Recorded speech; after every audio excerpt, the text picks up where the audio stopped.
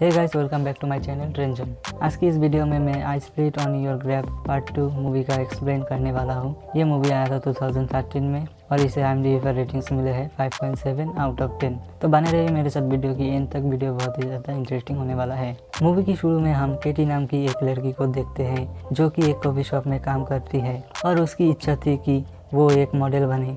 इसके बाद केटी coffee shop से घर जाते वक्त कॉफ़ी शॉप की नोटिस बोर्ड पर एक फ्री मॉडलिंग फ़ोटोशूट की ऐड दिखती है और वो वहाँ से फ़ोन नंबर लेके अपने घर चली जाती है। घर जाके केटी फ़ोन करती है उस फ्री मॉडलिंग फ़ोटोशूट सेशन को, जो केटी को बोलता है एक फ़ोटो सेंड करने को, और केटी उन्हें अपनी एक फ़ोटो सेंड कर देती है और उसे नेक्स्ट डे सुबह 10 बजे वहाँ पर फ़ोटोशूट के लिए बुलाया जाता है। अगले दिन केटी फ़ोटोशूट वाले जगह पे जाती है जहाँ पर ऑलरेडी फ़ोटोशूट चल रहा होता है। यहाँ पर इवान, जॉर्जी एंड निकोलाई के साथ केटी की मुलाकात होती है और वो लोग फ़ोटोशूट के लिए केटी को एक ड्रेस देती है और उसे चेंज करने को बोलता है। इसके बाद कुछ फ़ोटो क्लिक करने के बाद इवान केटी को बोलता है मज़ा नहीं आ रहा, तुम्हें और छोटी ड्रेस पहन के फ़ोटोशूट करना चाहिए। पर केटी को ये मंजूर नहीं था, इसीलिए केटी वहाँ से गुस्सा होकर घर पर आ जाती है।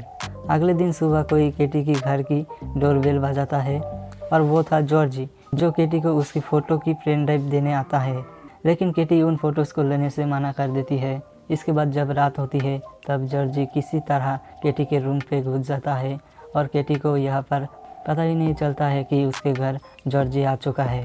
थोड़ी देर बाद केटी जब सोने जाता है तब जॉर्जी उसकी फ़ोटोज़ क्लिक करने लगती है। अचानक से जॉर्जी को अपने रूम पे देखकर केटी बहुत ही ज़्यादा घबरा जाती है और जॉर्जी को वहाँ से जाने के लिए बोलता है, पर जॉर्जी जाने के लिए राज़ी नहीं था। इसीलिए खुद की डिफेंस के लिए केटी अपने वार्डरोब से स्टोन गन निकलकर जॉर्जी के ऊपर चलाती है, जिससे जॉर्जी नीचे गिर जाता है। फिर केटी रूम से बाहर जाने के लिए भागने ही लगता है कि तुरंत जॉर्जी उठ के केटी को फिर से रूम में लेकर आता है। इसी बीच केटी की चिल्लाने की आवाज़ सुनकर उसके पास वाले रूम से जेसन नाम की एक लड़का केटी के रूम पर आता है देखने के लिए। रूम में घुसते ही जॉर्जी जेसन की पेट पे चाकू से बार बार हमला करने लगता है। इससे जेसन आदमरी हालत में ज़मीन में पड़ा रहता है जब तक वो मर नहीं जाए। इन सब के बीच में जॉर्जी अब बहुत ही ब्रूटल तरीके से केटी की रेप करने लगता है। उधर से जेसन आदमरी हालत में ये सब देख रहा होता है, लेकिन वो कुछ नहीं कर पाते हैं। इसके बाद रेप करने के बाद जॉर्जी को एहसास होता है उससे बहुत बड़ी गलती हो चुका है, इसलिए वो अपने भाई इवान एंड निकोलाई को फ़ोन करके वहाँ पर बुलाता है।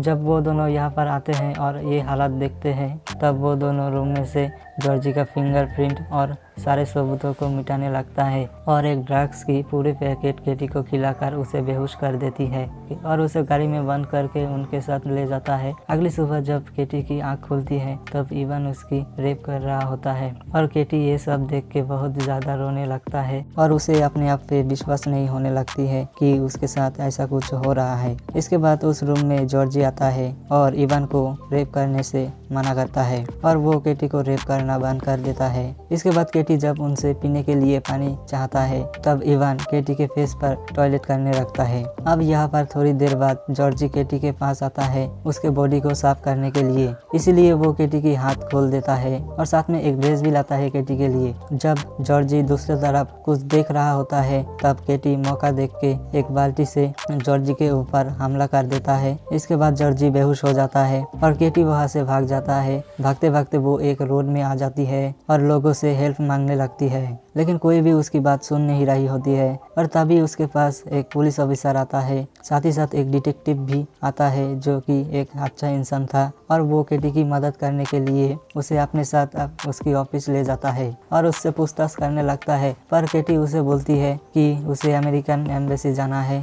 अपने घर। तभी वहाँ पर मिस पेटोप आती है और वो डिटेक्टिव को बोलता है कि इसे मेरे साथ अकेला छोड़ दो। तब मिस पेटोप केटी को बोलते हैं कि मैं समझ सकती हूँ कि तुम पे क्या बीत रहा है, क्योंकि मेरे साथ भी ऐसा हो चुका है और मैं भी एक रेप विक्टिम हूँ। इसलिए केटी पेटोप के ऊपर विश्वास करती है और केटी उसे बोलती है मुझे अपने घर यानी कि अमेरिकन एम्बेसी छोड़ दो। इसके बाद मिस पेटोप केटी को लेकर अमेरिकन एम्बेसी की तरफ कार से जाने लगती है और रास्ते में मिस पेटोप किसी को फोन करती है और बोलती है कि मेरे साथ एक लड़की है और उसके नाम केटी है और उसे मदद की सख्त जरूरत है। तो दूसरी तरफ से जवाब आता है कि उसे यहाँ पर लेकर आओ। इसके बाद पेटोप फोन रखता है और केटी को बोलते हैं तुम्हें पहले मेरे घर ले चलते हैं, साथ ही साथ अच्छे कपड़े और कुछ पैसे देते हैं, फिर तुम्हें अपने घर छोड़ दूंगा। वहाँ से अमेरिकन एम्बेसी ज़्यादा दूर नहीं है और केटी ज़्यादा सोचती नहीं है और मिस पेटोफ के साथ उसके घर में जाने के लिए राजी हो जाता है। यहाँ पर ही केटी भूल कर बैठता है क्योंकि पेटोफ उसे फिर से वहाँ पर ले जाती है जहाँ से वो बच के निकले थे और वहाँ पर जाते ही केटी फिर से उन तीनों भाई को देखते हैं और केटी एक बार फिर से उन लोगों के साथ फंस जाती है। इसलिए केटी बहुत ही चीखने और चिल्लाने लगती है और सोचने लगती है ये फिर से मेरे साथ क्या हो गया। इसके बाद उन तीनों भाई केटी की हाथ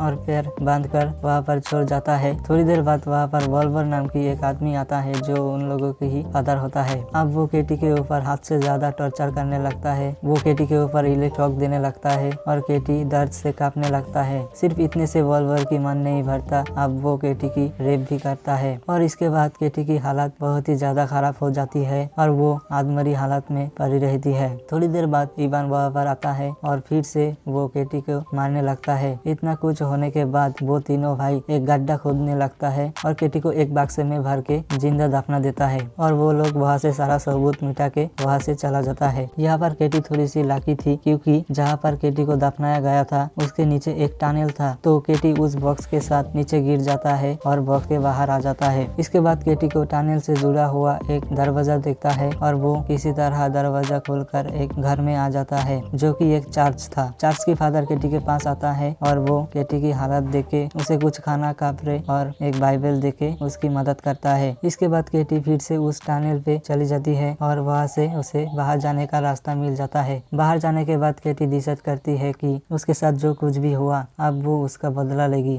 अब केटी जिस तरह से रिवेंज लेने वाला है ये सीन्स बहुत ही ब्रूटल होने वाला है, इसलिए कमजोर दिल वाले लोग ये देखने से दूर ही रहे तो अच्छा है। केटी सबसे पहले जॉर्जी के घर में घुस के कुछ पैसा लेता है और अगले दिन सुबह कॉफी शॉप पे बैठा हुआ जॉर्जी को केटी अपने आप को दिखाकर उसके पीछे आने के लिए और जॉर्जी केटी की पीछा करते हुए उस टनल में आ जाता है। अब केटी जॉर्जी के गले में रोप फंसाकर उसे बेहोश कर देती है और जॉर्जी को बंदी बना लेती है और वही सब टॉर्चर करने लगती है जैसा जैसा उसके साथ हुई थी। वो जॉर्जी के ऊपर नाइफ से जगह जगह पर काट मारने लगता है और उस घाव के ऊपर केचप लगा देती है उसे तड़पने के लिए। इसी तरह केटी उसे तड़पने के लिए छोड़ जाता है जब तक उसका मौत ना हो जाए। इसके बाद नंबर आता है निकोलाई की। निकोलाई एक बार में पार्टी कर रहा होता है जहाँ पर केटी उसकी ड्रिंक में कुछ मिला देता है, इसीलिए निकोलाई जब उल्टी करने के लिए बाथरूम जाते हैं तब वहाँ पर उसे केटी दिखती है। निकोलाई यहाँ पर ड्रंक अवस्था में होता है और इसके फायदा उठा के केटी निकोलाई के ऊपर हमला कर देता है। केटी उसके सर को टॉयलेट में घुसा देता है जब तक वो दम घुट के मर न जाए और टॉयलेट बहुत ही ज्यादा गंदा था। इसके बाद नेक्स्ट नंबर पे आता है वोल्वर।